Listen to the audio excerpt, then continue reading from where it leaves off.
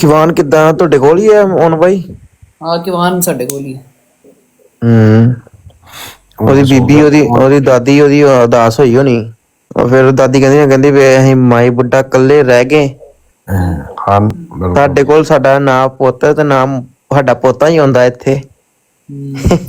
ਗੱਲ ਹੈ ਜਿੱਦਾਂ ਮਰਜੀ ਹੈ, ਭੱਟ ਸਾਹਿਬ ਵੀ ਆਪਣੀ ਮੰਮੀ ਨੂੰ ਬਹੁਤ ਪਿਆਰ ਕਰਦੇ।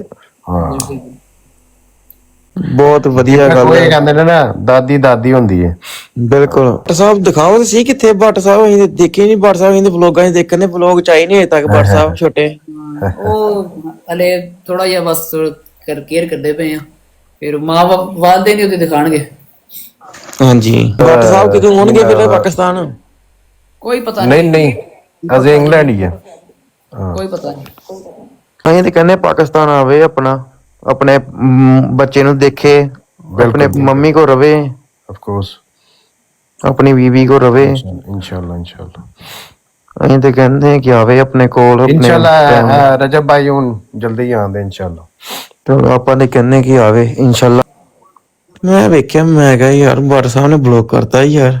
ਤੁਹਾਨੂੰ ਵੀ ਮੈਂ ਮੋਡਰੇਟਰ ਕਰਤਾ ਨਾ, ਹੁਣ ਮੇਰੀ ਬਲੌਗ ਤੇ ਜਿਹੜਾ ਵੀ ਆ ਸਕਦਾ ਤੁਸੀਂ ਉਹਨੂੰ ਮਿਊਟ ਕਰ ਸਕਦੇ ਹੋ, ਬਲੌਕ ਕਰ ਸਕਦੇ ਹੋ। ਮੈਨੂੰ ਤਾਂ ਪਤਾ ਕਿਉਂਕਿ ਤੁਸੀਂ ਉਹ ਭਾਈ ਦੇ ਬਲੌਗ ਚ ਆਉਂਦੇ ਰਜਬ ਦੇ, ਹਨਾ।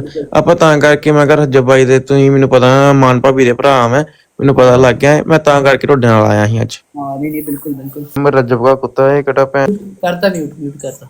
ਵੱਡੀ ਗੱਲ ਕਿ ਉਹਨੇ ਆ ਕੇ ਆਪਣੇ ਬੱਚੇ ਨੂੰ ਦੇਖਣਾ ਭਾਈ। ਹਾਂ ਮਾਸ਼ਾਅੱਲਾ ਕਿਵਾਨ ਬੜੀ ਵੱਡੀ ਗੱਲ ਹੈ ਕਿ ਇੰਨਾ ਟਾਈਮ ਹੋ ਗਿਆ, ਬੱਚਾ ਐਡਾ ਹੋਇਆ ਲੱਗਾ, ਮਹੀਨੇ ਤੋਂ ਉੱਪਰ ਹੋ ਗਿਆ, ਵੇਖ ਲਓ ਵੇਖਿਆ ਨਹੀਂ, ਮਹੀਨੇ 2 ਮਹੀਨੇ ਹੋ ਗਏ ਸ਼ਾਇਦ। ਹਾਂ 2.5 ਮਹੀਨੇ ਹਾਂ ਤੇ ਵੇਖ ਲਓ ਆਪਣਾ ਬੱਚਾ ਨਹੀਂ ਦੇਖਿਆ, ਬੜੀ ਵੱਡੀ ਗੱਲ ਹੈ ਭਾਈ। ਪਤਾ ਕੀ ਬਸ ਆਉਣ ਲੱਗੇ ਭੱਟ ਸਾਹਿਬ, ਤਿਆਰ ਹੋ ਜਾ, ਪਾਕਿਸਤਾਨ ਆਉਣ ਲੱਗੇ ਭੱਟ ਸਾਹਿਬ। ਮਾਮਾ ਟਿੱਕਾ ਕੀ ਹੈ? ਬਸ ਰਹਿ ਗਿਆ 1 ਮਹੀਨਾ ਹੋਰ, 2025 ਚੱਲਾ ਵਾ, 26 ਓਕੇ 에ਅਰਪੋਰਟ। ਹਾਂ ਇਨਸ਼ਾਅੱਲਾ ਬਸ 1 ਮਹੀਨਾ ਰਹਿ ਗਿਆ, ਲੰਘ ਜੇ ਭੱਟ ਸਾਹਿਬ ਦਾ। ਮਾਸ਼ਾਅੱਲਾ ਭੱਟ ਦੀਆਂ ਅੱਖਾਂ ਨਾਲ ਦੀਆਂ ਅੱਖਾਂ ਉਹਦੀਆਂ ਵੀ ਨਹੀਂ, ਉਹਦੀਆਂ ਕਲਰ ਨੇ। ਮਾਸ਼ਾਅੱਲਾ ਚੱਲ ਜਿੱਦਣ ਦਿਖਾਵਾਂਗੇ ਉਦੋਂ ਪਤਾ ਲੱਗ ਜਾਣਾ ਵਾ, ਹੁਣ ਤੇ ਏਦਾਂ ਕਹਦੇ। ਹਾਂ ਨਹੀਂ ਜਿੰਨ ਚਿਰ ਲੁਕਾ ਕੇ ਰੱਖਿਆ ਉਹਨੇ ਚਿਰ ਤੇ ਲੁਕਾ ਕੇ ਰੱਖਣਾ ਪੈਣਾ। हाँ इधर ब्राउन नहीं आमिना नहीं कलर डाई था। रज्जब का नाम से मशहूर होने वाला लुल्लू तेरी भैन कितने गया है? एडी पई है। बड़े भैन बड़े बिच लैनी दे लोकी ना यार शेख साहब भुख लग गई हुण। मैनू आप भुख लग गई, ਮੈਨੂੰ ਭੁੱਖ ਲੱਗ ਗਈ। ਨਹੀਂ ਲਾਈ ਕੁਛ ਗੱਲ ਦੀਪਕ एंड लाउंदे यार बंदे। शुक्र का शेख साहब ने नोना नहीं कुछ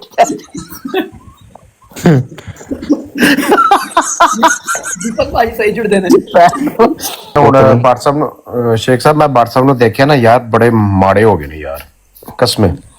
ਗੱਲ ਕਦੀ ਹੈ ਕਿ ਉਹ ਭੱਟ ਸਾਹਿਬ ਆਪਣੇ ਮੂੰਹ ਕਹਿੰਦੇ ਕਿ ਮੈਂ ਕਦੀ ਆਪਣੀ ਮਾਂ ਤੋਂ ਬਿਨਾਂ ਰਿਹਾ ਹੀ ਨਹੀਂ ਕਦੀ। गला खराब। ਭੱਟ ਸਾਹਿਬ ਆਪ ਕਹਿੰਦੇ ਮੈਂ ਆਪਣੀ ਮਾਂ ਤੋਂ ਬਿਨਾਂ ਰਿਹਾ ਹੀ ਨਹੀਂ ਕਦੀ।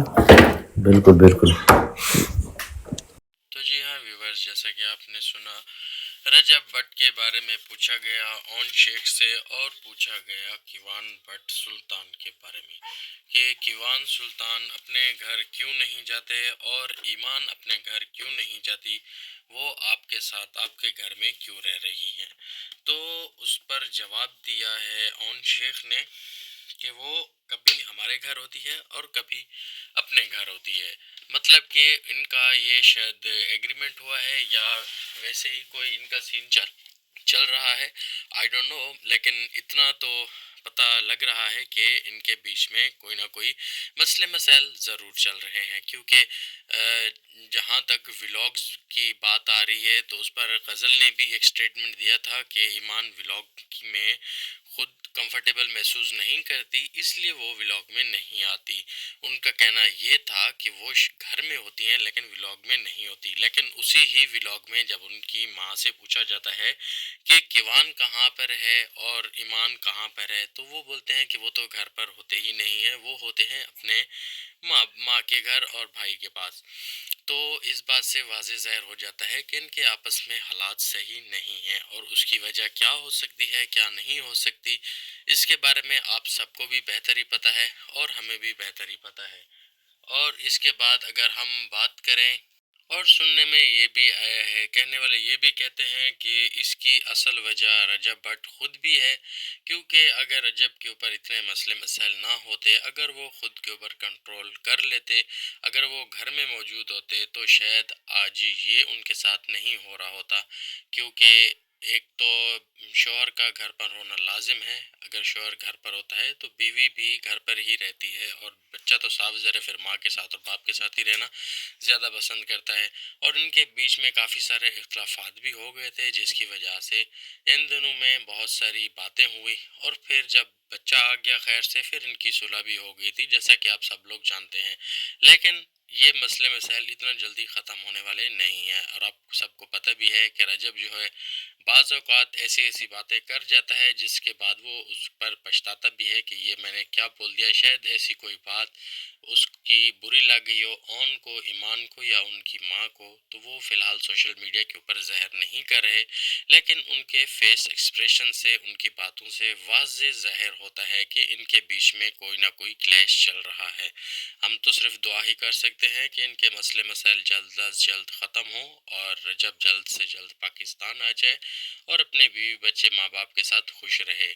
اور جیسے کہ اس ویڈیو میں اور اس میں بتایا گیا، جب اون شیخ لائیو تھے ٹک ٹاک کے اوپر، تو انہوں نے اتنا بھی مطلب ظاہر کر دیا تھا کہ وہ شاید اگلے سال 2026 کے پہلے مہینے تک شاید وہ پاکستان میں بھی آ جائیں۔ اب اس میں کتنی سچائی ہے کتنی نہیں اللہ ہی بہتر جانتا ہے، لیکن اگر اون نے یہ بات کر دی ہے تو یقین کرنا پڑے گا، کیونکہ ان کو آئیڈیا ہوتا ہے آخر بات چیت ہوتی ہوگی، اگر نہیں بھی ہوتی ہوگی تو کہیں نہ کہیں کسی نہ کسی سورسز سے آخر پتہ لگ ہی جاتا ہے۔ آج سوشل میڈیا کا دور ہے، یہاں پر ہر دوسرے بندے کو پتہ لگ جاتی ہے رجب بھٹ کی بات، تو اس کے پاکستان آنے کے بعد صاف ظاہر ہے پتہ لگے گی۔ جیسے کچھ ہی دنوں پہلے اس کی ایک افواہ پھیلی تھی، جیسے ڈوگر نے کہا تھا کہ رجب پاکستان آ گئے، تو پھر وہ بات پھیل گئی تھی، لیکن وہ آئی نہیں تھے، دوسرے دن لائیو آ کر انہوں نے خود بتا دیا تھا کہ ابھی مجھے آنے میں ٹائم ہے۔ تو جی آپ کو ویڈیو کیسی لگی کمنٹ میں ضرور بتائیں، چینل کو سبسکرائب کریں، ملتے ہیں اگلی ویڈیو میں، اللہ حافظ۔